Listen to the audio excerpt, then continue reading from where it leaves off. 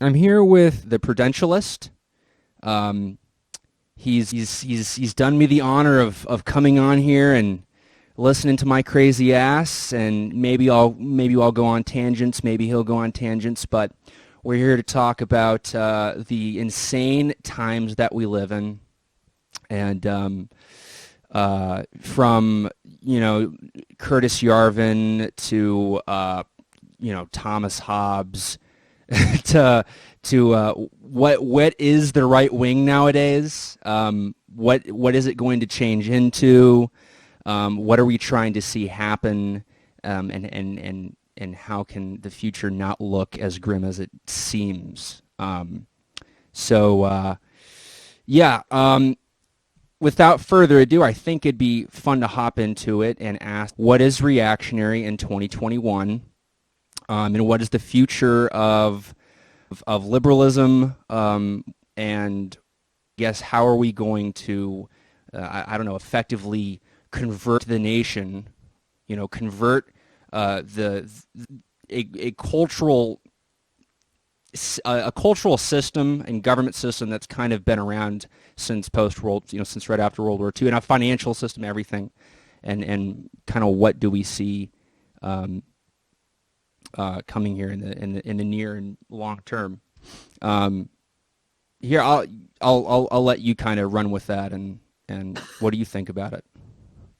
Or I rather, mean, what is what I guess what has been on your mind is, especially since Curtis Yarvin was just on Tucker Carlson's show this week, and how it seems, I don't know, it's like you wouldn't expect Tucker Carlson to be in this sphere of like internet reactionary nerds, and yet there are people. well, I Hmm. mean, remember that one of his staff writers got fired for hanging around edgy right-wing Twitter or post forums and things like that. I'm sure Right. that, for a guy that claims he doesn't have like a television or, follows things online or anything, I know his writers do. And I'm sure, and I mean, he referenced, that long, lovely thread on Twitter not too long ago, a couple months back. But I mean, Mm.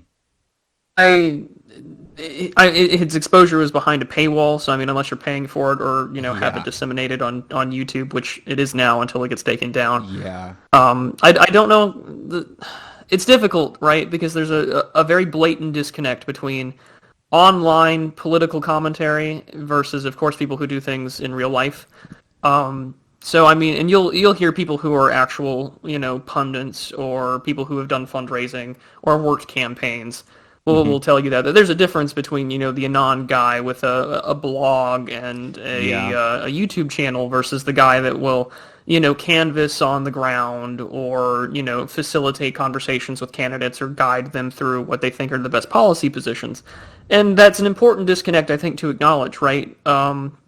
Mainly because, okay, I've advocated, and I speak from experience because I've worked on political campaigns in the past, mainly local stuff, but too many people I think are so focused on sort of like, well, this is what I would do, this is what my world would look like, this is how Yes. I would see the government to function, this is what I would do if I was in power. And it's like, okay, that's fantastic, but just like any person that comes up with this sort of utopian vision of what is to happen, the question becomes, how do you achieve it? I don't think there's enough attention brought on to the fact that any sort of movement, whether top down, bottom up, some sort of collection of disaffected people that are near that periphery of our governing ideology of the regime, I until you start talking about methods and processes to actually get there, uh, Oh yeah. you're doing the same thing over and over Oh, again I of mean, making a video, press like and subscribe, consider my right. Patreon.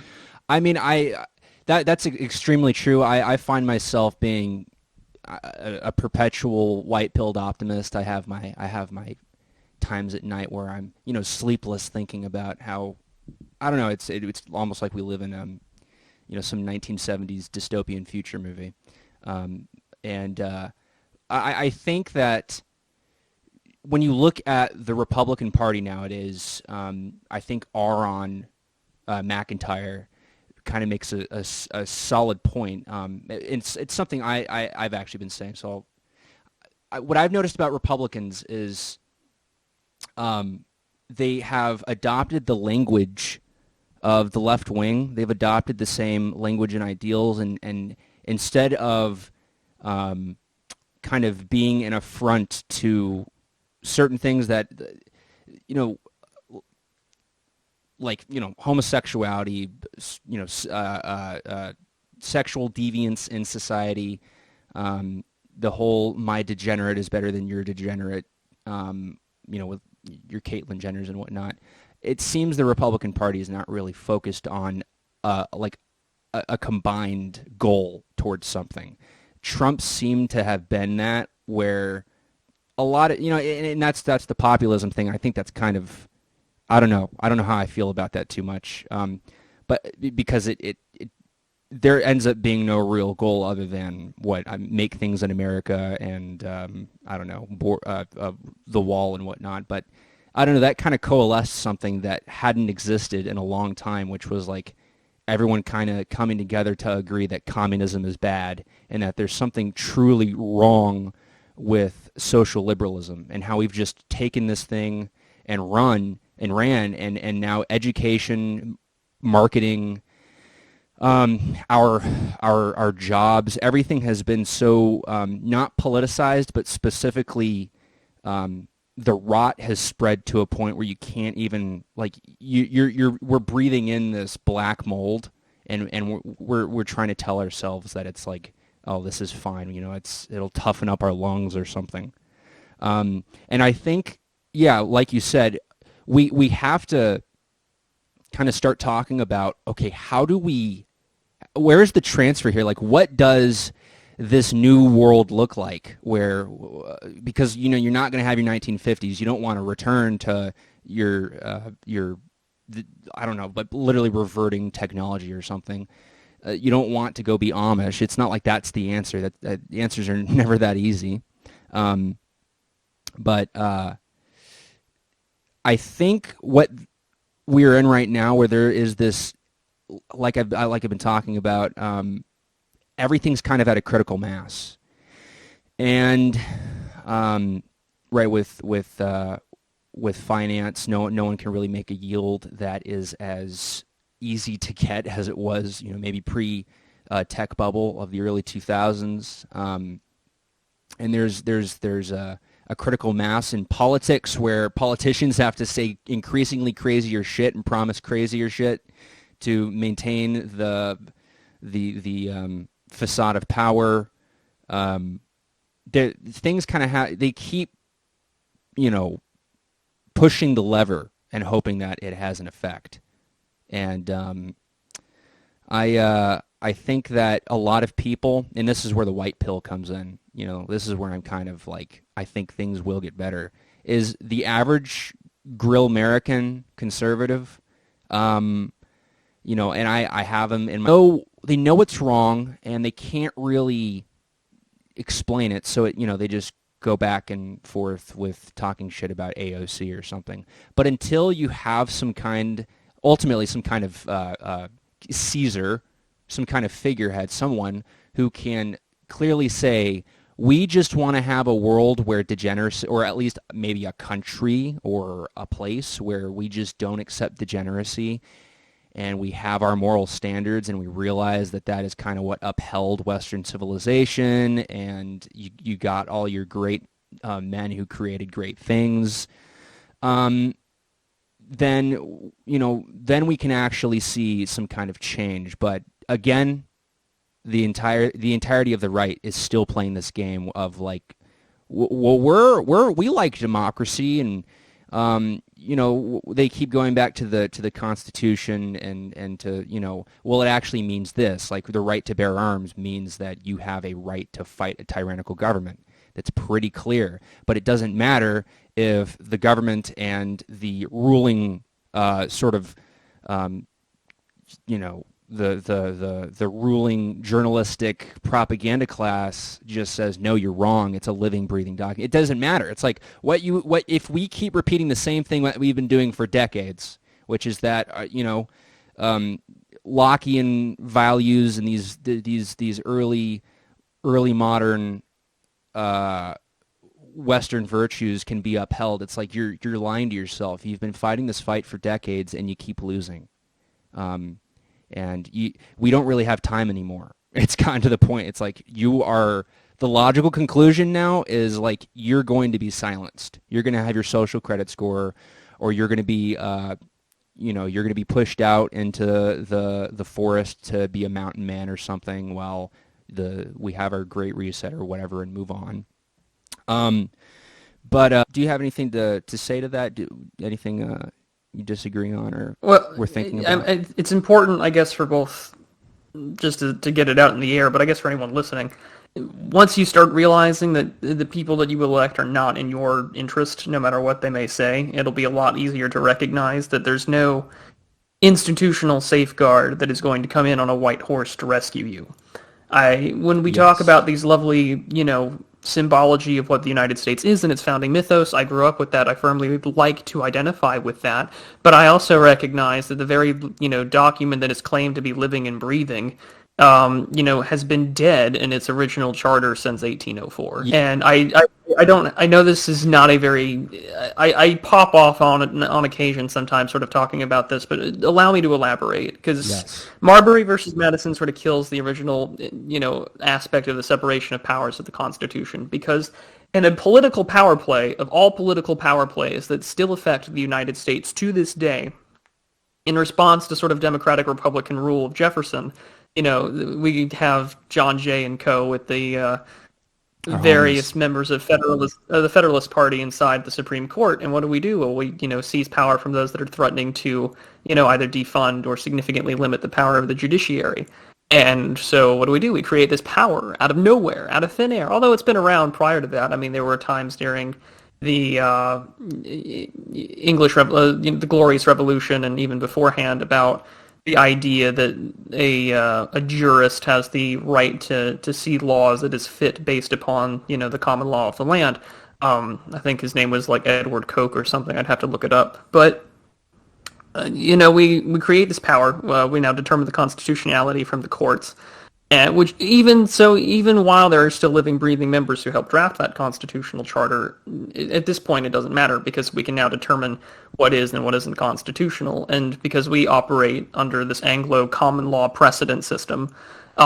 These decisions essentially allow you to not only, as the common conservative phrase is, we allows you to legislate from the bench, but in Yes. turn, through each iteration of the American government, whether it's its original federalist system, whether it is the increased power of the executive in under Lincoln, or this bureaucratic technocratic revolution of FDR.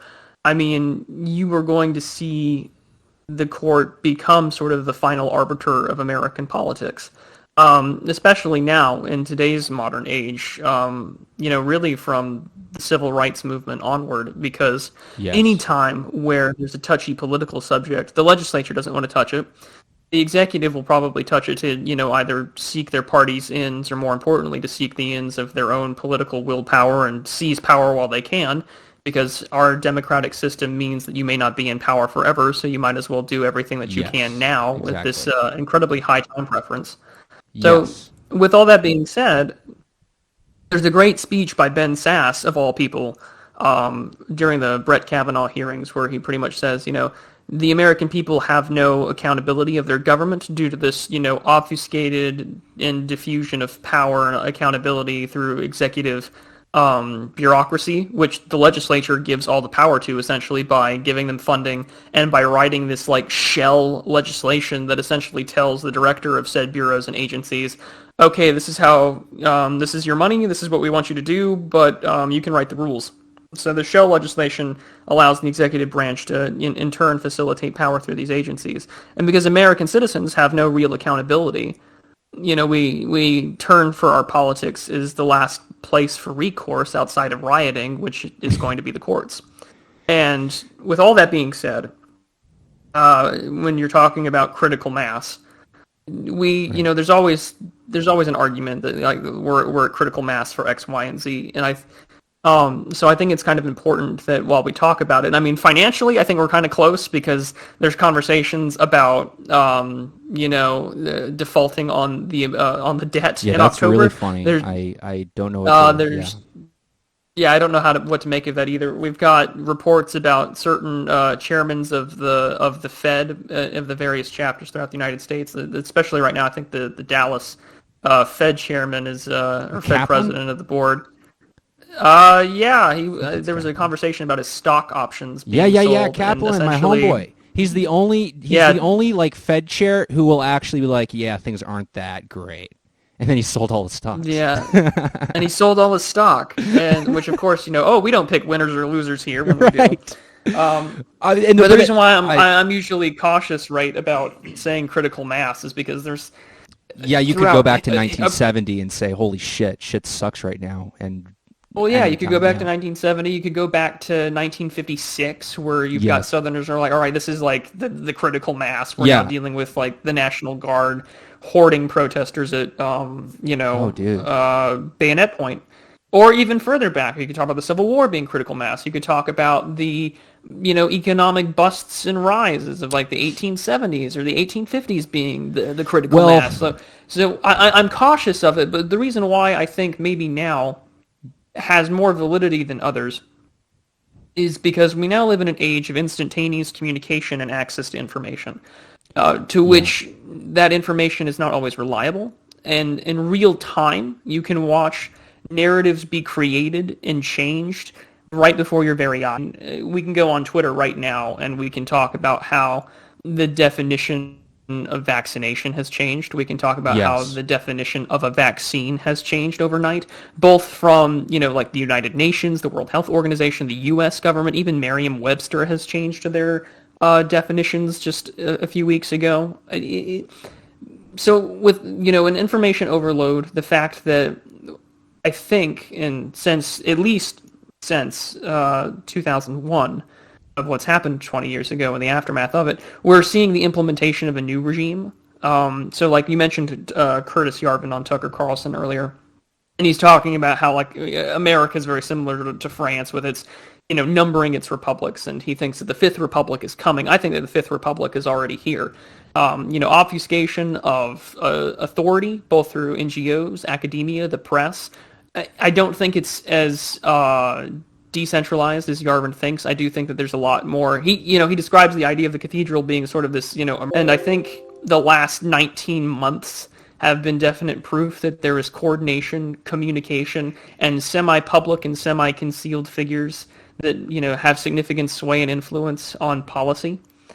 And with all that being said, I think that there is definitely a justifiable reason for a critical mass, because you have people in charge advocating for, this great turning, this fourth industrial revolution, Yeah. this reset of sorts under the guise of building back better, which just happened to be this motto we saw plastered all over the Yes. Western world over the course of the last, 10, 12 months or so.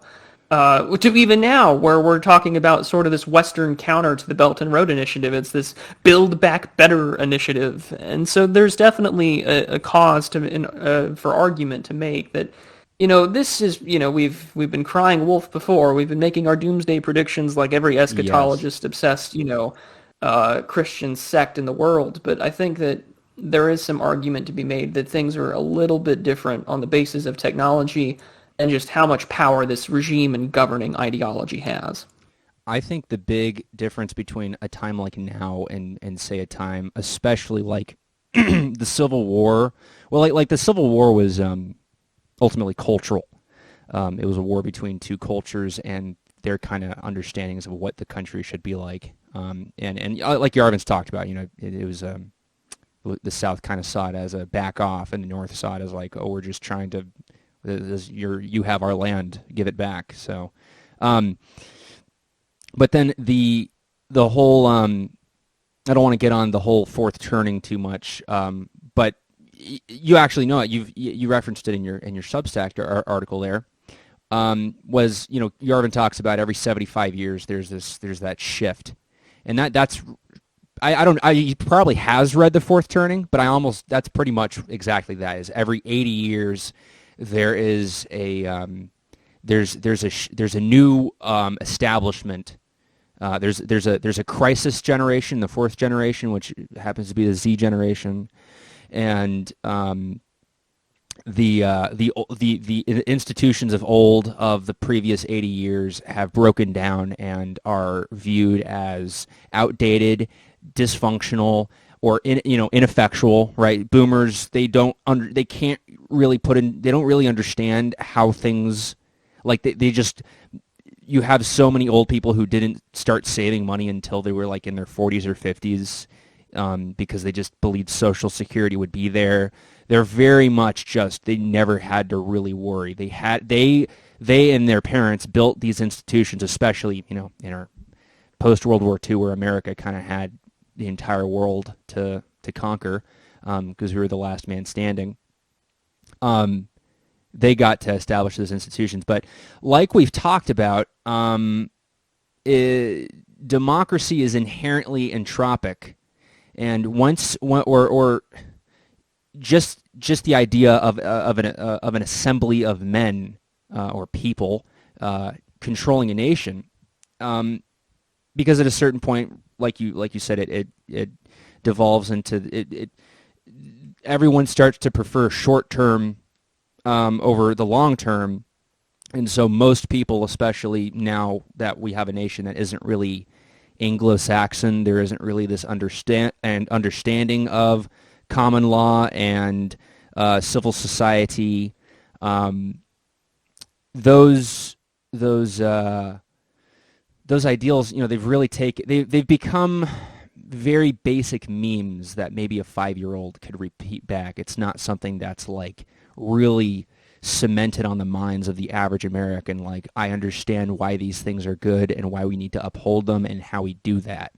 And so you could make the argument that you go back to the 1860s, and both sides, they would have been like, oh yeah, there are these freedoms, I love them. Or even go back to the 1900s, there are these people who understand why we have Christianity as kind of a de facto but not de jure state religion.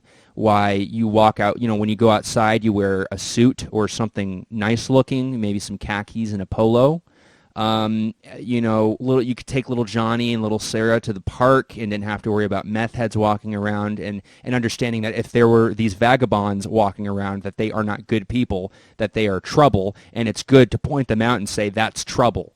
These very basic ideas, these very, very basic things within the spirit of man, not even just God, not even just something beyond, something that's so basic to the way our brain and our fight or flight instinct works, tells us, hey, going to Austin or to San Francisco and walking around and not being, I remember, I always use this, how Joe Rogan said he can't even, he moved from LA to Austin because he couldn't walk to the ice cream parlor with his daughters and not come across a bunch of homeless people and drug addicts.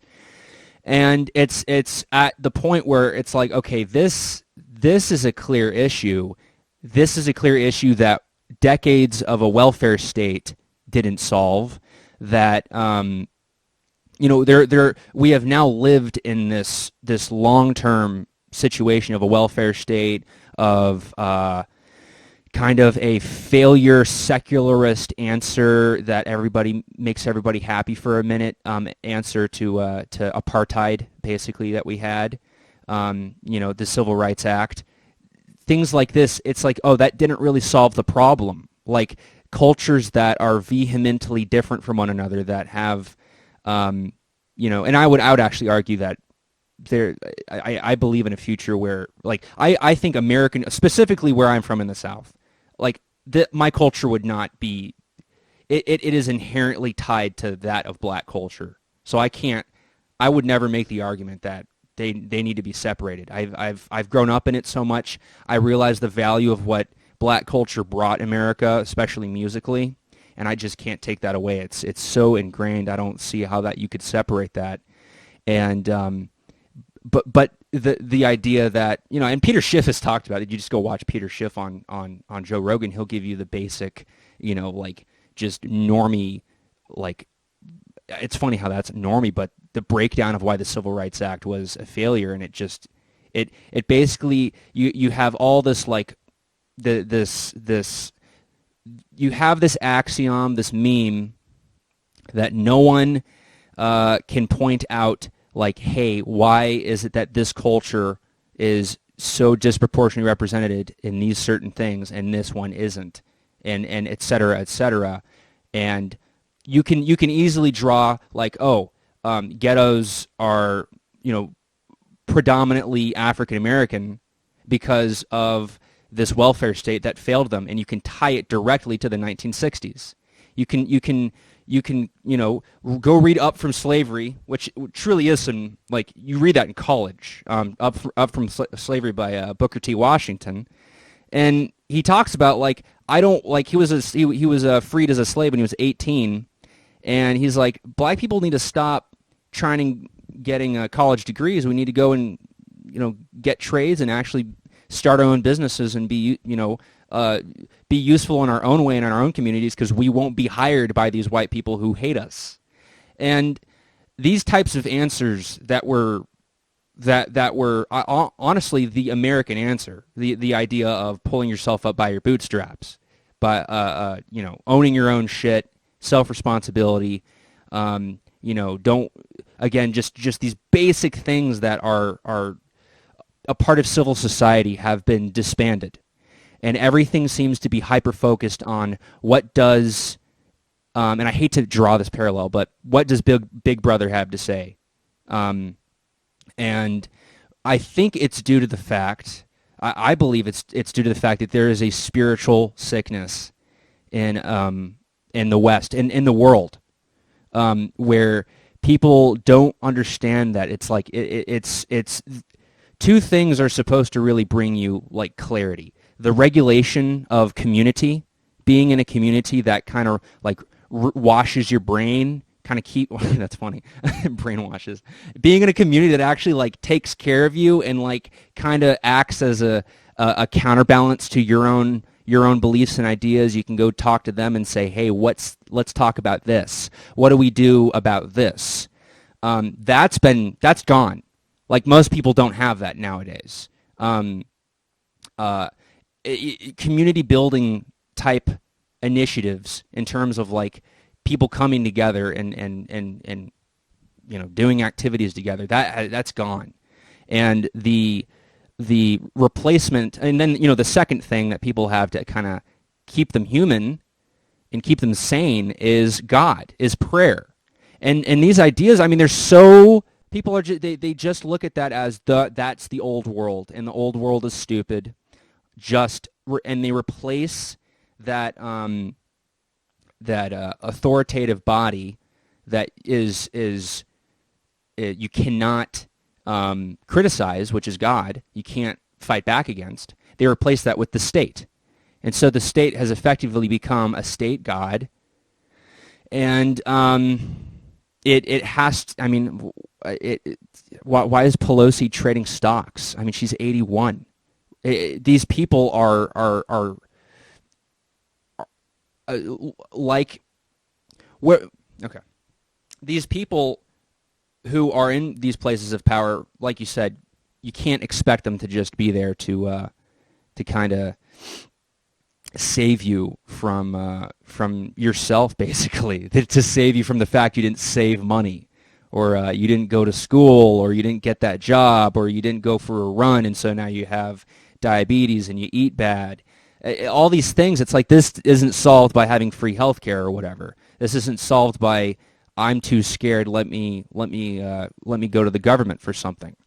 But that's most people's, I don't know, rather it's kind of the way people are brought up thinking. That's the culture of people nowadays, and conservatives are too nice and too afraid to buck that trend because it will cost them their jobs and their reputation. So I think, have you read John Michael Greer's the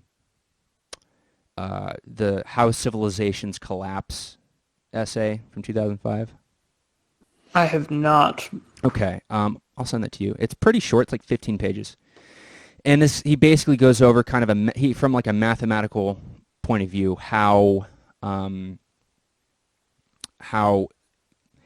apart from politics, apart from religion, apart from nations conquering other nations or whatever, apart from the spiritual, it's purely mathematical. How when a culture produces too much, basically it's this: when a culture produces too much, or a nation rather produces too much, it gets to a point where it can't, or maybe it reaches some point due to some kind of disaster, political strife, dynastical strife. What I kind of see as the future, and this goes on kind of to our next thing here, is the future of the West stands on the fact that we are at one, our global economy has been slowing down since at least the late 90s. GDP in most countries have flattened over the last since 2008. The financial system itself, the financial monetary system, broke in 2008. There's a crisis of confidence. It will break. It's just kind of a matter of when and how quick, and what will the reaction be. But ultimately, there's going to be that issue, and what follows will be giant destabilization of the world. Which is why I don't even think the Great Reset bullshit is even like that's just. I think that's just like a psyop. That's just to scare the shit out of people. These people are not competent. Yeah. You could just look at Afghanistan and see how competent even the U.S. military is at this point. So I think we are kind of doomed to having to face this level of forced, or what would you call it, partitioning. Like, there's no way that the European Union will be able to hold up its empire of debt, and the fact that it has to continuously keep buying its own. I think that there is this thing that we can't avoid, which is, Europe will go back to being warring Europe, and America is going to have to solve its own issue with the fact that there is half and half of two halves of the country that see reality completely different. Right? It's not even just that we disagree on one big thing or something. Like I say, it's not about where we don't argue about where the bridge should be. We argue about if the bridge should even be there. And that's where you just can't have the conversation anymore. You can't. It's like, well, I want to hire these engineers and have them build the bridge, but it's like, well, I don't. I don't want that, and you can't make me want that. So what is on the topic of balkanization, or just a full-on catabolic collapse, which is what John Michael Greer talks about, or hopefully what Yarvin talks about, which is a peaceful, basically buying out of the government, and in some level having like a peaceful solution that does reinstitute that idea of like, okay, we need to have a combining agreement that you can't do certain things, that we don't just let these people in the cities, pitch their tent up on the sidewalk and, shoot up on the side of the road. There are things it's like, well, no, we'll put them in an asylum, we'll put them in rehab or something, but we have to solve these issues now. We can't just keep saying, oh yeah, it sucks, and then 5 years later we have some half-assed solution, and then it doesn't do anything, and then it keeps getting worse and worse. We're facing a financial collapse, and we can't just we can't pretend that it's like, okay, there are these glaring issues that will get a whole lot worse in this event. But what do you see in terms of that future, and are you as white pilled, or well, I guess I was pretty black pilled on that, but I don't know. I think there's something great that can come from some level of collapse. But yeah, please. I mean, okay, so I have had the long-standing contrarian position that for anything to change, you do not want collapse of the infrastructure, not just like actual physical infrastructure like roads or telecommunications or energy or, supply lines. You want to maintain the infrastructure of some semblance of how the world operates. Oftentimes whether it's, Michael Anton and Curtis Yarvin talking about, the next American Caesar, or even people on the left that are advocating for some sort of, economic populist, removal of how the current system operates. You do not want the collapse of how the world, like how that government operates, because you need to facilitate all those needs of actual infrastructure. But at the same time, you also have to recognize that the world isn't going anywhere, and the world doesn't press pause just because you've, decided to have an exchange of hats, so to speak. Yes.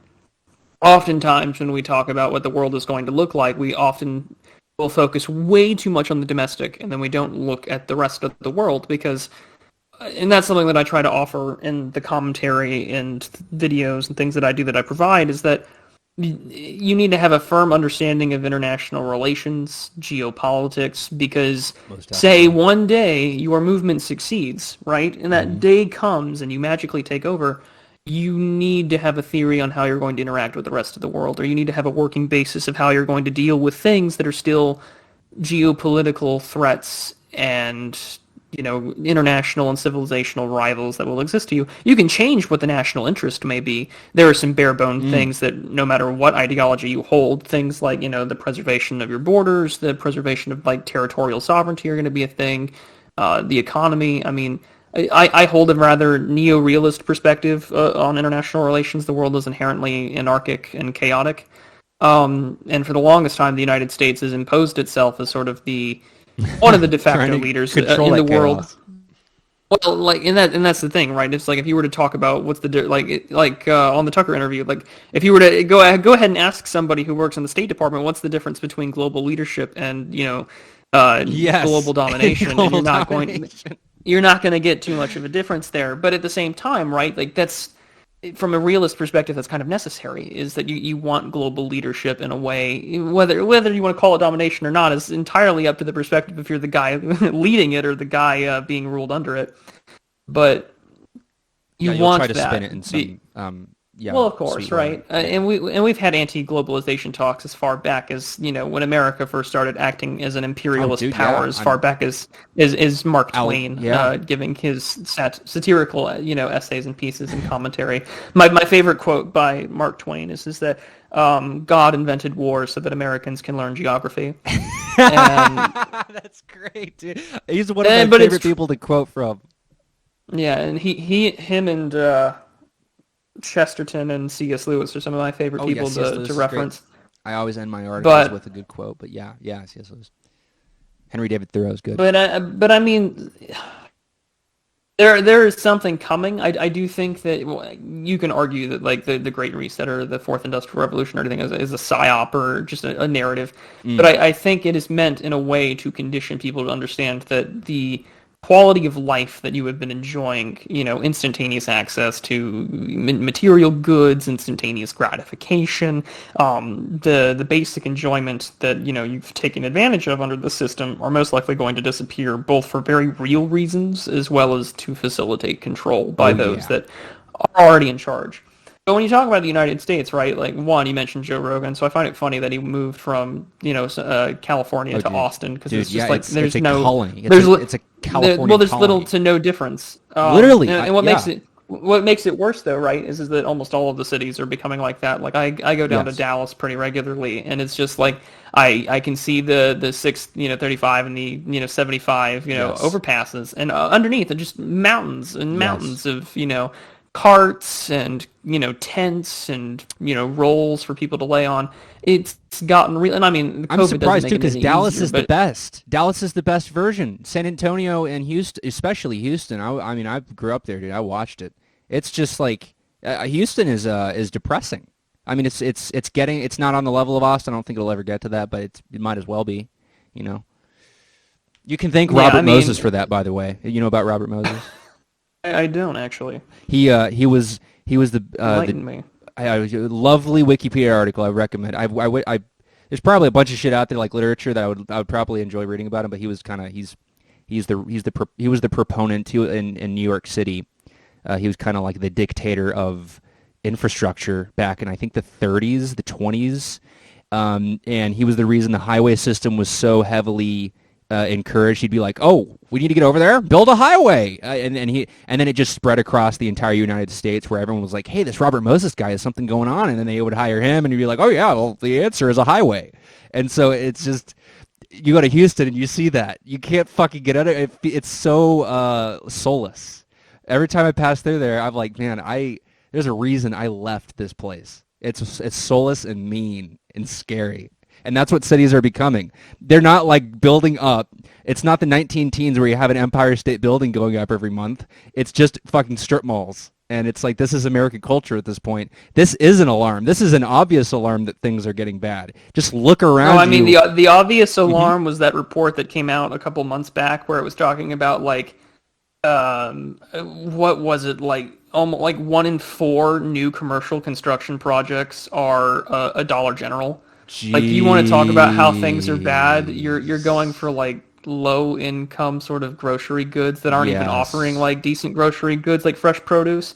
So then you like sort of exacerbate the problem that like the left loves to talk about, where it's just like, well, we're gonna have food deserts, and it's like, well, yeah, you are, because the only thing that people can afford these days is shit.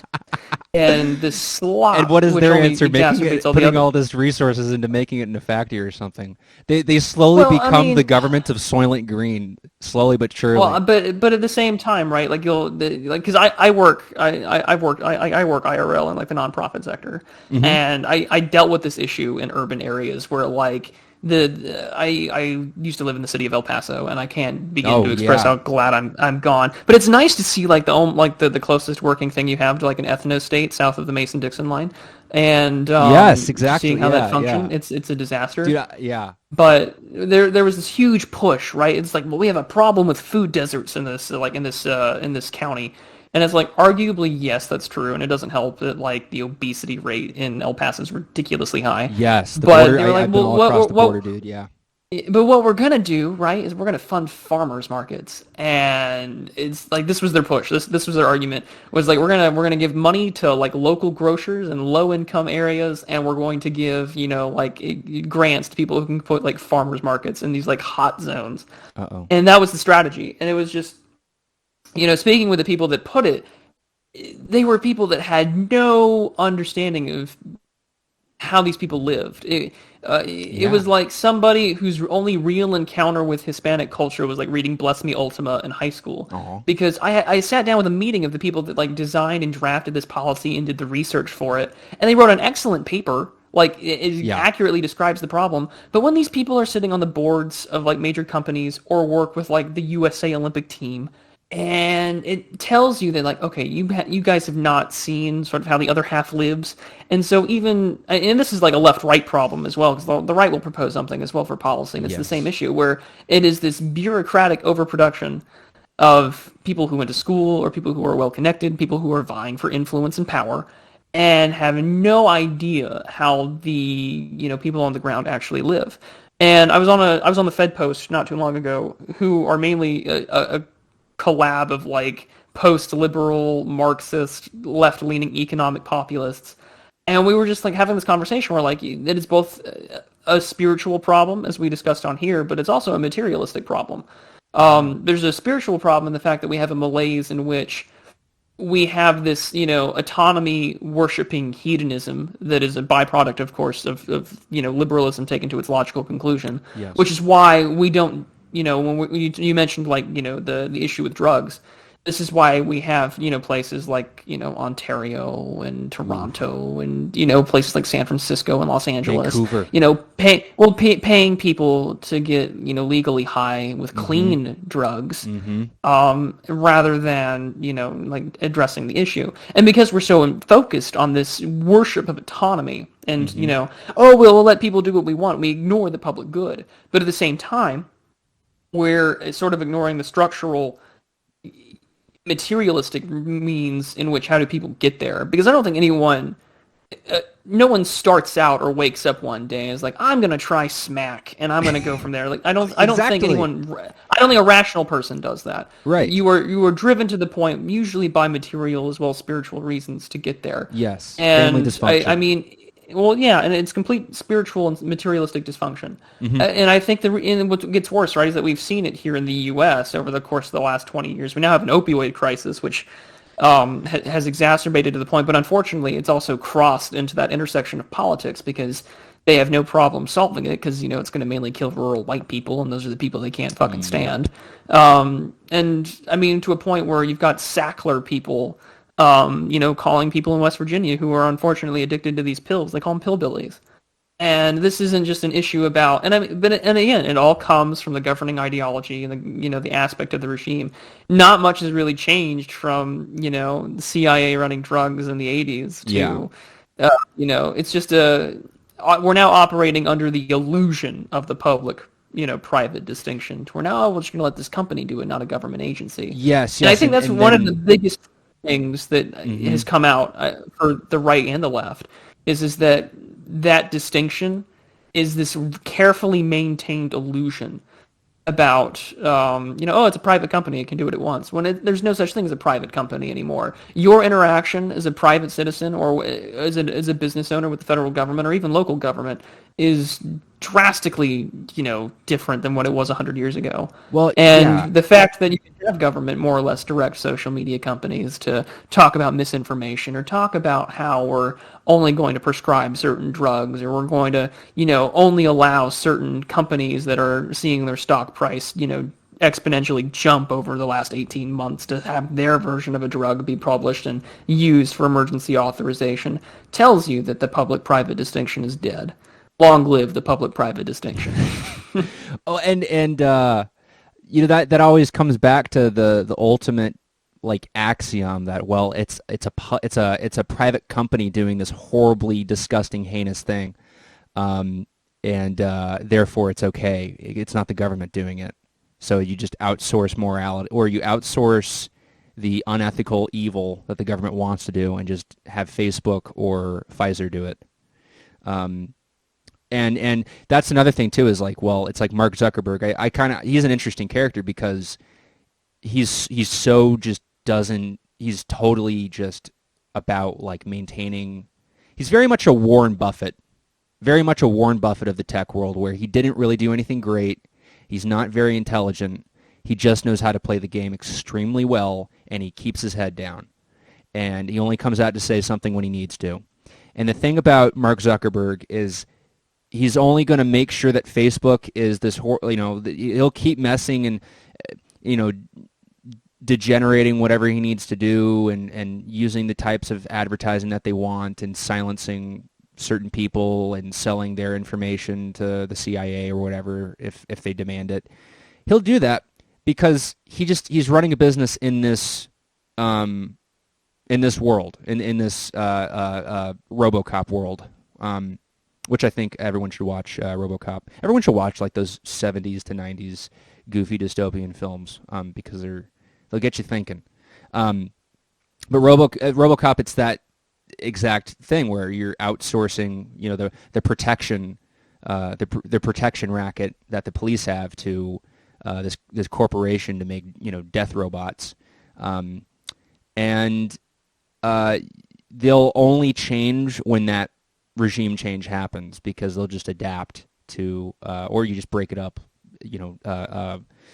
FDR style or something, and you'll get the world you want. But I think that's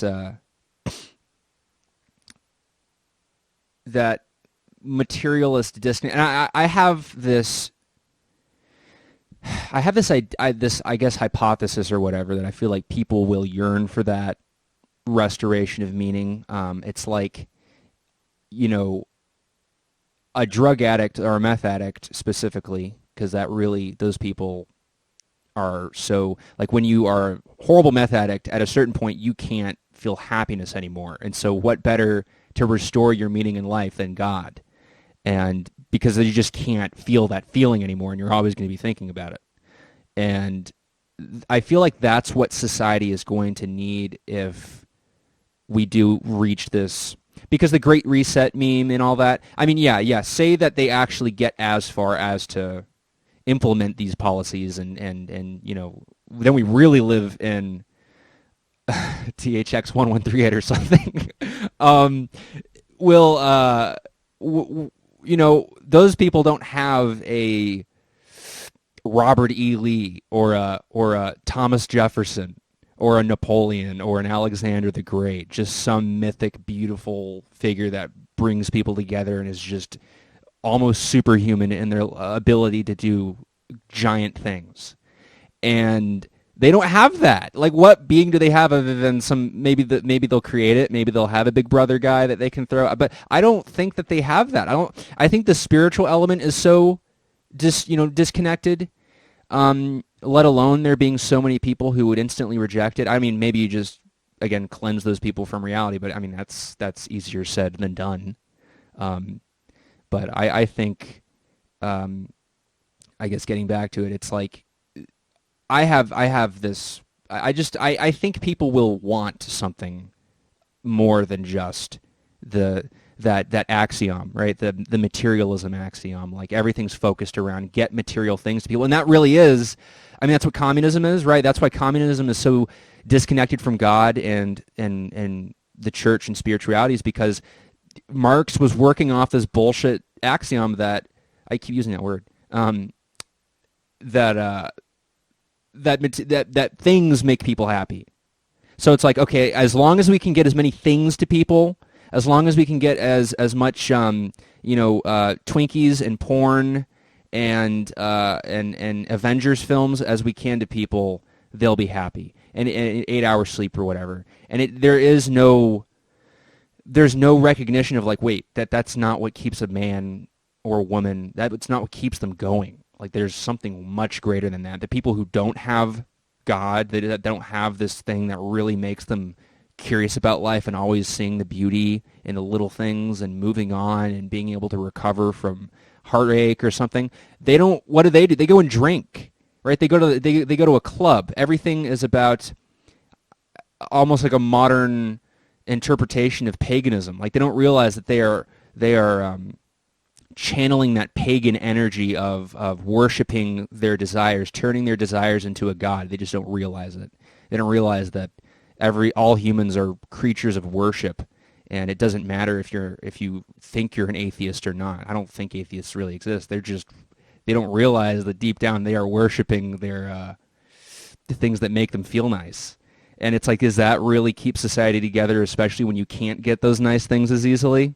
I don't think so. I think people, I think that's the one thing that fiction can't do, or that fiction does that we can't do, which is maintain that evil power. It just doesn't last. I mean, I guess you have the USSR to, use that as like like an alternative, like, oh, this, but what about this, or China or something? But it's like China's already falling apart. The USSR lasted 70 years. I mean, there's always going to be a reaction against it. And the difference in America is there's like people who really understand, even just your typical redneck Christians, they understand in their belly, in their spirit, that there's something wrong with what's happening. There's been something wrong with this country and with how people they don't wave anymore, that those little things, and they notice it's gone and they want it back and they'll die for it. We're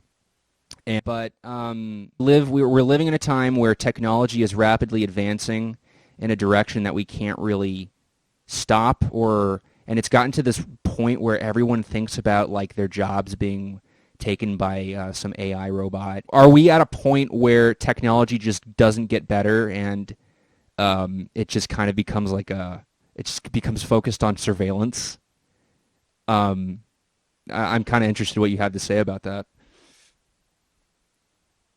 Well, I mean, 100 years ago, right, there was still the concept of technocracy being a very popular idea for how to manage and run government. It's not like that these ideas are novel in any essence, but I mean, we talked about the spiritual issue earlier. I mean, I think people are noticing, or at least will complain about it. I think that there's this cognitive dissonance that you'll see with, especially in urban areas where, I go out, I have a social life, I sleep around, I party, and then, they'll be like, hey, does anyone else notice that they have X, Y, and Z mental problems? Or yes, which to me I think are kind of sociogenic in that, maybe your lifestyle is causing it. And these Yes. things, these Oh yeah. byproducts of what I honestly think is just a genuine unhappiness. Yes. But it's a spiritual emptiness as well, because you say that there's a worship of needs, but it's more of a Desires. narcissistic worship of self. Yeah. The self is all important. The self is, what I will focus on, and I will do things to make the self feel good. Right. Which of course is by acting out on their desires. But it's narcissistic in the way that it deprives one of a sense of community, deprives one of a sense of belonging, And and it understanding what deprives community one. is. Well, yeah, and it deprives one of a sense of sort of any sort of teleological understanding of what comes next. Like I don't need to worry about some sky dad. I'm going to go out and do X, Y, and Z. Go drink. But of course, this is also replaced, right, with the fact that we live in a sort of clean, what is allegedly a sort of a tabula rasa secular world. There's a firm separation of, church and state, allegedly.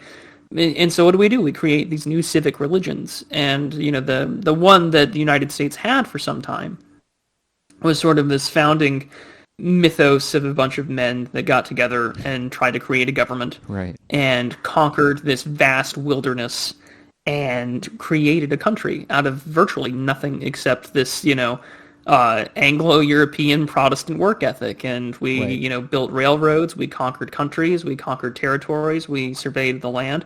But that doesn't exist anymore. And as Christopher Caldwell and others have pointed out, the civil rights movement sort of supplants that. And this is where you'll get that sort of the essay from Yarvin about the two-story state. And Yes, we have these two narratives that are constantly competing with one another, and there's a very astroturfed focus on this new narrative where we're having the black national anthem played at sporting events. We've got sporting events of all races, kneeling or standing. They don't really know yet what the traditions are. They're creating them as we speak. And on top of that, you've got for instance, right, like critical theory took decades to conquer academia.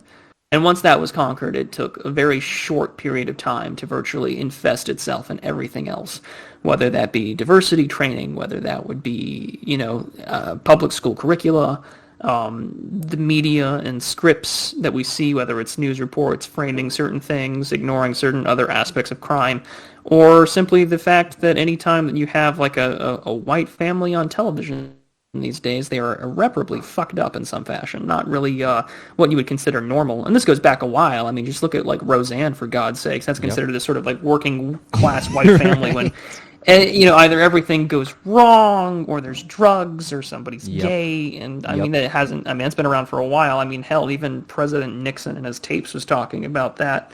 Wild. But let me try and, I guess, get back on track then. Looking at the world today, right, and looking at the West, I'm not sure you can get them to realize that. And I'm not trying to say that you can ignore those that are hurting or those that are in the spiritual malaise, but I think what becomes the priority is that it'll be very hard to either make a long march through the institutions, because any time that someone tries to infiltrate or take part in them, you trigger an autoimmune response that will do everything that they can to evaporate you out of, that institution. Right. Yes. That's why I get people like Peter Bodzian or the Weinsteins or Bo Weingard that are just these like heterodox yet highly ostracized academics. And it's always concerning about that because, well, what does that mean for anyone that has a differing opinion? Well, you will no longer be the target because it's easy for you to be ostracized. We're just going to target your progeny. I've talked about this on my channel, and I've talked about this in conversations with others, is that we talk about, the woke capital or wokeness in general, which, I mean, the left doesn't call themselves that anymore. I mean, to an extent, they just sort of call themselves the left or progressive. Right. And it's a good identifier. But how it operates, right? So we see all these like woke commercials or the famous Stone Toss comic about, burgers, and it's not for you. It's not for you. It is not meant for you, the 25 to 45-year-old person with disposable income. Those advertisements aren't for you. They're for people younger than you, and they're for your children. And that's why we constantly see this sort of highly progressive, it's called the pause, creep younger and Yes. younger and younger, to where if you were to walk into a Barnes & Noble today and walk to the children's section, you're going to see everything from anti-racist baby to My Two Daddies. Jesus And Christ, man.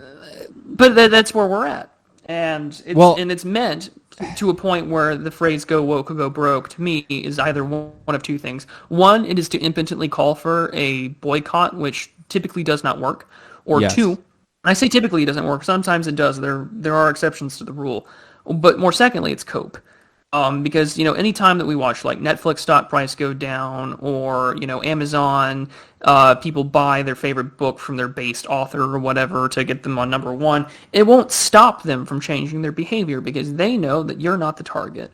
And if you can condition the next generation to buy into this worldview, to buy into the virtue signaling, you have now generated and conditioned this Pavlovian response to Yes. where I'll buy product if they say the right thing. Were we like the whole red letter media thing where they make fun of like Rogue One, or they're like, Yes.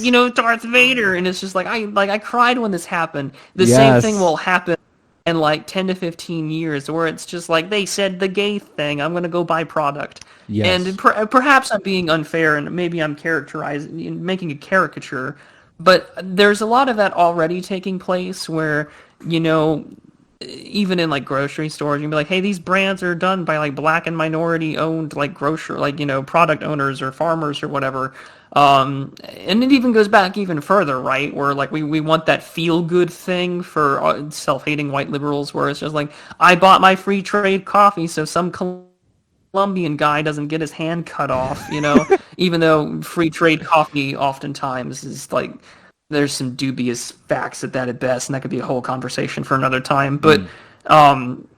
that's how it operates. And so how do you disrupt that? And that's been the conversation. That's been the $1 million question, I think, for both like the online right, its intellectual class, whether it's like Hillsdale or the Claremont Institute, or even, Yeah. the more shitty establishment AEI, and pundits and people who work on the ground, whether you're a campaign organizer or communications director. How do you change that, or how do you disrupt that? And that's the $1 million I got question. a question for you about that. Go for it. Um, Libs of TikTok on Twitter? Yeah. Love that guy so much. You know what I guess I'd say we, because I've been doing it too. But you know what have been people doing to the teachers that he'll post? So he'll post, like a TikTok of some teacher talking about how she gaslights children at her job, about how there's systematic racism and making them question their sexuality at a young age and their gender, and just all sorts of crazy shit. Normally they have fucking tattooed up arms and acrylic nails and pink hair. It's funny how they're almost like they're almost like the evolution, like how peacocks evolutionarily became so vibrant and beautiful, is to like scare off predators and kind of like be like, hey, come for me, female peacock. They're almost like they realize there's nothing going on in their head, at least the sort of, I don't know, the subconscious or something. And so they're making themselves a target. Like, hey, men who live in also short-term time preference world, please come and mate with me. But what we've been doing basically is we'll find out who they are, we'll dox them, and we'll basically we'll email or call their school where they work at, and there have been like 3 or 4 of them so far have gotten fired for being fucking for gaslighting children, for abusing children. In a good society, these people would be put in a jail cell. They would be made to pay a fine, but these people are celebrated. And so I think there's already some kind, and there's the meme of like, I don't know, this is like very much a esoteric thing, but it's like running for school board. Like Yarvin kind of made fun of that. Like these right-wing guys are like, you need to run for your school board. You need to get out, get in the local politics and fuck shit up, and get the word out there and change things. And I feel like that's kind of that stuff like that is already happening in response to the fact that, I mean, it's like, did you really need these TikToks to know that your children are being brainwashed in school? I don't think you did. Like, I went through pretty much the tame version of that when I went to school. But now they're just going through full on, what have you seen Yuri Bezmenov's interview? Yuri Bezmenov? Yeah, the very famous, demoralization and thing. Yes, Yeah, yes. of I course. love him. Oh, man. But here's the thing, right? Like the quality of parents is not the same. That's so true. Yeah, that's good. And so this is where like Go ahead. I'll disagree with people who are like, well, don't run for school board or anything like that. I mean, school board is probably like it's important. Sure, if there's local elections for it, sometimes they're appointed. It depends on your state or your county, but there are also a million other places to make ground on. And some of the earliest stuff I ever did was just listing out local positions that can be run for, should be run for. Here are here are some general responsibilities that these positions hold. And the objections I'll hear are like, well, like why do you run for dog catcher? Like why do you run for X, Y, and Z? Every time that you run for something and manage to get in, you have created a new front. This is another battlefield. This is another place for you to go. And if you live in a small community, and I'm talking and I'm not referring to like the suburbs, because the suburbs are just as connected to the cities as it would be if you lived in them, politically speaking. Yes. And so everyone's just like, well, the whole get out of the city things is cope, but like I think you have to understand, like the closest town where I live is like 350 people. Yeah, same here. I mean, I went out of my way to leave the city because it's an obligation at this point in terms of survival. And to like rebuild yourself, you need community. But we'll talk about that. Yeah, go ahead. Sorry. But yeah, so it's like 350 people. Yeah. These are the kind of people that will, check in on their neighbors when there's a storm. They're the kind of people that actually give a shit about what happens in their schools. And they will talk about what's going on in their community and what needs to be addressed, or if they think that something looks ugly, which I think is important to talk about. Like if they think like, hey, that building needs to be repainted, they'll talk about it after church. And most importantly, they still all go to church. That needs to exist, and you need to defend that. Because it's going to be a little bit harder, I think, for any sort of regime, whether it's like your local government, like the Capitol in Austin, or even DC, to sort of come up with this one-size-fits-all strategy if you've got like 250,000 little towns just all doing their own thing autonomously. Now, does that not mean that they can be crushed? Yeah, they probably could be. Could they be, ideologically infiltrated? It'll be a lot harder, because these people all give a shit. Well, you can spot them. Oh yeah, they'll be able to spot them. And I mean, and you can spot them, right? It's in group, out group, almost instantly. I can talk about that. Yeah, I mean, that's where the lovely Sneed meme comes around, where it's just like you can identify a city slicker from a mile away. So Standing Rock. The whole pipeline protest back in their mid 20-teens. I was a part of that for a spell, and I went out there. It was basically what happened when I was a loser, weedhead, 18-year-old. That my life had kind of fallen apart for many reasons, and gone and done that. And that, I mean, I could write a book about for the 3 months I was there, and then I was homeless afterwards. But it's funny. We talk about homeless issues. It's like I was homeless. I had nowhere to go, and I went to a youth shelter and got my shit together and saved money. It's like you can do that. It's very easy. Anyway, when I was there, what I realized was the reason the whole protest. It wasn't really a protest. It was originally a protest from normal like landowning Native Americans who just wanted to kind of reassert this idea that they are a nation, and they kind of used this DAPL thing, this pipeline, as a means of reasserting that sovereignty that they feel they have, and that their culture is important. And I loved that. That's what brought me there. And along with the fact that it's an old culture, and I really got a lot from the older people who were in that culture. Unfortunately, the protest was hijacked by a cult, or what became a cult, which was 90% of the white people you met there were West Coast hippies, and they were there to fuck shit up. There were meth labs that were started there. They hijacked this movement and turned it into an anti-Trump gay pride thing. They inserted all their bullshit, which Native Americans, I could tell, did not like. But what I'm getting at here is, well, one, that something can completely assimilate into something else, and all you need is to allow dregs to be a part of your movement, or a part of your community, or a part of your city, and it's not hard. Quite literally, you can just spot them from the bad fruits, from their attitude, from how they look, and dispel them. But also, what you notice is the people you can't spot normally, the few people you can't spot, you spot them from the fact that they are obvious spies. They're government agents sent in to cause trouble, or they're, I guess, in this scenario where you have a town that says, fuck your woke left. In a community like that, you spot those bad people by the way they call for violence, they call for disruption, like we need to fuck shit up. But they'll pretend to be a part of your community. So the people that I met who were obvious, like sent in to cause trouble, they were either, drunks who are always saying, yeah, you know what, man, yeah, we need to go beat the shit out of those police. Someone should get a gun and start shooting them. Those people, they're obviously there to just like, all that, then you can just shut it all down. It's super simple. And I think understanding that, because it's really, once you let someone in like that to destabilize a community, there's that really good song, Ain't I Right, by Marty Robb. He says, you bring a lot of trouble to the town and then you leave. That's part of your communistic game.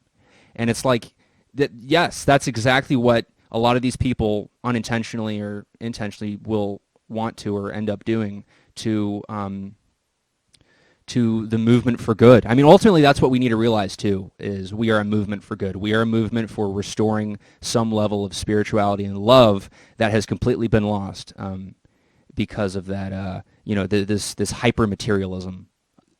The final point here about, I want to preface it with this quote from Chance and Necessity, a 1970 book by Jacques Monod. And it's actually what he says here is what ended up becoming Richard Dawkins's meme word in 1976 in The Selfish Gene. But he says in his book, ideas have retained some of the properties of organisms. Like them, they tend to perpetuate their structure and to breed. They, too, confuse, recombine, segregate their content. Indeed, they, too, can evolve. And in this evolution, selection must surely play an important role. And I think something about language. Go watch a George Carlin bit from the 90s, or even his early stuff, and he talks about this. How language has changed to such a degree that you can't, like the idea of equity or equality or problematic. I can't even hear that word anymore without just shivering. But there's these words that used to have some true, like, even like MLK or someone going out and talking about equality, this beautiful idea of harmony. Really, that's what it is. It's harmony. It's people being treated the same way in a civilization. That's exactly how you have a country, is when everyone's treated systematically the same to a degree. That is what harmony is. Singapore is a good example of this level of quote-unquote authoritarianism has effectively worked for everyone. And they have their understanding, like, we're not going to do certain things because maybe this culture won't like it, because we all want to live together. We all want to make it work. Now, Singapore is special and different, but I think that's a good similarity. But I have this word, and I obviously created it as an autistic sort of, I learned about the cathedral from Academic Agent, and then my friend who showed me Curtis Yarvin, I realized, this guy, he's the one who created the word. he created that idea of a cathedral. And I was like, well, there's something different going on that I can't quite describe as the cathedral. And so when I was writing an article where I introduced this word, um, I, I just literally thought of it out of nowhere. It was pretty. I was like, I know this is not a good word, but it gets what I'm. It encapsulates what I'm trying to get at, which is domal or domal or however you want to say it, and it's an acronym for destruction of meaning and love.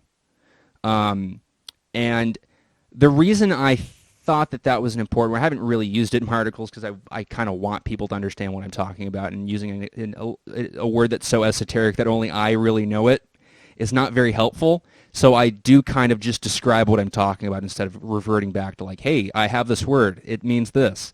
But the language nowadays has ultimately become, to again make the parallel to 1984, it's because but domal is this idea that there is this, now bear with me here, and this is obviously very Jungian, but there's this collective unconscious of what I would call some type of evil, like this collective unconscious of ideas, like Jacques Monod talked about, where equality has deformed. This idea of equality as harmony has devolved into, in civil society, everyone treated equally, or else it leads to chaos, which is what Thomas Hobbes talks about.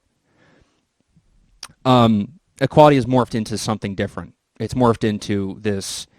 It's again an idea that is heavily state-centered. It's heavily materialism-centered. It's not a beautiful, colorful rainbow of harmony. It's a black, white, maybe a little bit of gray. You need to be like this, and if you aren't, you are an enemy. You are an enemy of the state, and everyone will stone you to death or whatever. And I think that this collective unconscious, they're even just normal people are a part of it. Maybe even some conservatives are a part of it when they play the language games, but they can't think outside of this hyper materialist box. And it's almost like there's this demonic energy that has been that has conditioned the populace, people in the West in general, to not being able to think about something better. It's like how Tucker Carlson, something I really liked about what he said at the beginning, he really did a good introduction there for Yarvin, because it's like walking on eggshells when you introduce something different like that. And he's like, hey, I just like the fact that this guy's saying something different for once and saying something kind of beautiful and new, and it's exciting. And it's like that's what is completely separate from domal. Domal is this idea that you are like it's like people are so horribly conditioned they can't even imagine, something like Henry David Thoreau's book Walden, where there's like this level of seeing transcendental beauty in every little thing, and having a genuine love for your fellow man that is beyond just, I'm going to do good for the sake of it, but I'm going to do good for the sake of God and storing my treasures in heaven and whatnot. Hopefully I've explained that decently enough, but I thought that was different, right? There are people, I don't see the world as like there's some giant conspiracy who rules everyone, maybe like Alex Jones talks about, but it's more so there's just this horrible demonic energy, for lack of a better term, that has replaced what used to be some kind of drive out of curiosity and love and seeing the great beyond that the West had, or even the collective unconscious of certain tribal societies had, something that was valuable and kept people together. Now it's kind of just combined under trying to move up the ladder and trying to dominate others. And I think that domal kind of represents that. It's more so everyone who rules, everyone in governments these days or in the media, they don't really, I don't really think I think they're all kind of charlatans, but they're not intentionally being charlatans. They're not intentionally trying to take it like they're not intentionally working together just to destroy something. I think all of them individually think that they are just trying to move up, just trying to get one up on someone else, and they can abandon their principles if they have any, because ultimately they don't have anything accountable. Normally, a lot of them are godless, or I think they have everyone in government, in the media, who has this, your fucking Fauci's and what have you. They don't really feel accountable. They don't feel accountable to truth. They feel accountable to their own wallet and their own glory. They're kind of just Ponce de Leons of modernity. But maybe you can expand. Hopefully you can kind of get what I'm talking about in terms of destruction of meaning and love, because that's what I've seen. That's really what this is all about.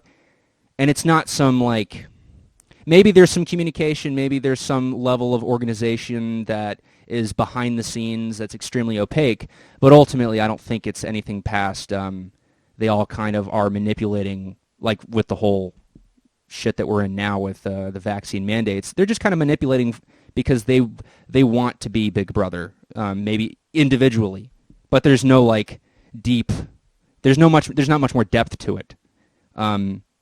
Maybe you can kind of expand on that, and maybe hopefully like expand it into something more eloquent. You seem to be describing the spiritual malaise that we had discussed earlier. Right. Well, among the people, it's spiritual malaise, and yeah, the people in power have experienced that. But even they, I don't know. It's I don't know. I feel like we have to kind of interpret it as something supernaturally evil that we can't that is kind of out of the evil people's grasp. Right? They are almost controlled by their those desires. I mean, and that's really what Satan is, right? That's what the devil is. That's what demonic energy is okay, yeah, spiritual malaise, right? Here, sorry, go ahead. Sure, right, but I mean, you're describing it here, of course, amongst ordinary individual people. But I mean, it extends beyond that to a point where it is something that permeates through all aspects, not just your average ordinary person, to where our idea of politics or our idea of trying to get something to change is where the poor will yell at their TVs, the middle class will be on hold with somebody, and then the wealthy can have a modicum of influence simply because they are wealthy. And for those who are in charge, I can tell you from experience talking with people who have interacted with the World Economic Forum, I can tell you with people who are activists or who are politically engaged, they genuinely have a belief in what they are doing. And this is something that I think that people who are either, maybe your sort of normal rally up the crowd at political functions, or people who are commentators, I think that, especially for the right, I think that you underestimate that these people have conviction. And that this is sort of their, not only ideological, but spiritual driving goal in life is to accomplish X, Y, and Z. I've spoken to people that you would call bugmen, who work for, who interact with the WEF. And these people genuinely believe in the mission that they are doing, and to a point where they will not interact with, panels that are all male. Or that they will do what they can to strike up a conversation, get people involved, and commit something to action. You can consider it evil from your perspective, but I think what gets underestimated time and time again is that there is a drive to see themselves succeed in what they are doing, whether that is to accomplish power or whether that is to effect change. And in doing so, they are driven with the same sort of spiritual, things that would motivate one to stand up for their beliefs or become a martyr. No one is more zealous than that of the converted, because they have the most to catch up on. And these people are oftentimes converted in the same way that they would go to school, learn this ideology, and achieve what they can to learn the mechanisms of power. In the same way that you have various, levels of sorts of very culty, Scientology-esque religions. They exist here. We look for a rank, we look for a position, and we look for a way to wrangle power and influence. Because when everything that you've now been raised, or everything that you have been conditioned or instructed or indoctrinated to believe, is oriented around the material, oriented around what can you do in this world, and add on to the original sort of like 90s liberalism belief of like, if you go to school and you'll get a good job, you're special, you can change the world, you're all each individually unique. When you take that to its logical conclusion, you are going to see people ravenously look for a way to prove that to themselves because this is the only thing that they have to go on. Now, of course, there are going to be people out there, left, right, and center, who probably aren't going to adapt or, adopt what might be proselytized from various religious groups, especially for Christians. And I've had conversations with people that are, who are pretty typically right-wing, who are pretty, very skeptical of how government operates or would like to see it changed or can't stand their own, right-wing parties within their own country. Yet they don't have that faith. And, the question sort of then becomes, well, what do you do about that? And when you're talking about this, like, presence, this evil, I don't know what you would call it. I'm getting out there. I know I'm kind of out there with it, but there's something, I don't know. I think you're trying to prescribe an otherworldly presence, which I think is fair. There's definitely an otherworldly presence that influences this of what we would consider evil. But a lot of this also has to do with personal agency and this, Faustian push to do something. I mean, Oswald Spengler called the Western world, the Faustian Man. Yes. And I think what we're seeing is sort of that bargain taking place, is that people will make a bargain to sacrifice their soul, to sacrifice, their spiritual and sense of happiness. Yes. If it means they have a modicum of power or a modicum of influence on the world. And I think a really great example. Right. Yeah, and I think a really great example of that, I think, is sort of your modern freelance or unionized journalistic class, to where someone will struggle and, feel unhappy making somewhere in the mid-50s to 60K a year range to put out these shit clickbaity articles if it means that they get a modicum of influence in the dopamine hit of the retweets and the quote tweets and so on. And it's depressing for anyone that has a sense of happiness or has a sense of belonging or a spiritual identity. But this is sort of the real depressing end of that Faustian man. And is there an otherworldly presence behind it? Well, of course, because in order to be a Faustian man, someone has to make a deal with Mephistopheles. And I think that's honestly what I think you're trying to describe, is that we're seeing the consequences of that bargain take place. But to sort of wrap up my thoughts here then with like sort of just where things are going or where things are. Right. I think while you're seeing sort of this rather recent, I say recent because my perspective of making content is a little bit, I've only been doing this for a year, but I think you've seen rapidly within that year this profligation, well, not profligation, that's the wrong word, but this dissemination and diffusion of reactionary thought, especially online, although it is certainly making its way towards institutions like Claremont and, Fox and others. But I mean, it becomes important then to talk, say what all of this is. And these thoughts, of course, it is like, the phrase, well, this is the politics of reaction. And, in 2021, I think that there's enough to say that if you haven't witnessed, at least the last century, although, people debate how far back you want to go. Some say the Reformation, some say the French Revolution.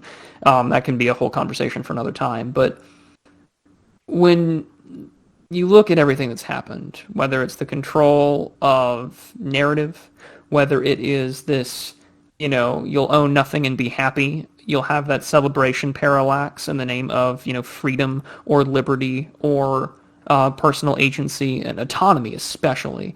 But we tell ourselves these lies in order to keep things going from the status quo. Yes. And I think why you'll see a lot of anti-liberal or desire to be post-liberal, both on the online right and on the left, is because this is the politics of reaction taking place to what is this modern world and what has happened. And I mean, I'm fervently against modernity. It's a partially reason why I'm in this weird position, because I grew up, with already like a right-wing bias. So, but I definitely went down sort of that libertarian to reactionary pipeline that is real. When you talk about, sorry, just when in terms of but I mean, like, there's a really great line from he used to be on Twitter. His name was Randy. He does on Substack. I think it's his something. I think it's either Egg Report or Egg Retort. I'm gonna have to look it up later. But he has this really great line in one of his essays where he's just like, um, point to me a reactionary and I will show you a depressed futurist that was once an optimist. Mm.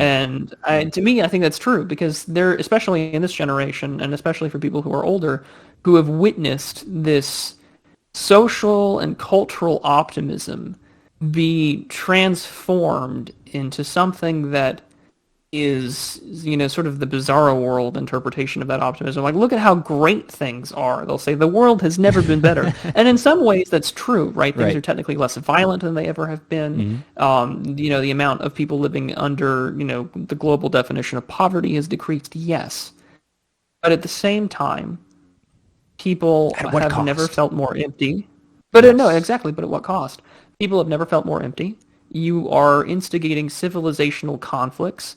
Samuel P. Huntington talked about this in Clash of Civilizations, to where, the Faustian Man in his effort to liberalize the world and universalize it, to pursue power and knowledge, is instigating civilizational conflicts. We've seen that within the Middle East, to where, the West wants to modernize Islam, and Islam Right. wishes to modernize, Islamify modernity. Yes. And it's just a fundamental clash that will, inevitably break out into conflict, Yes.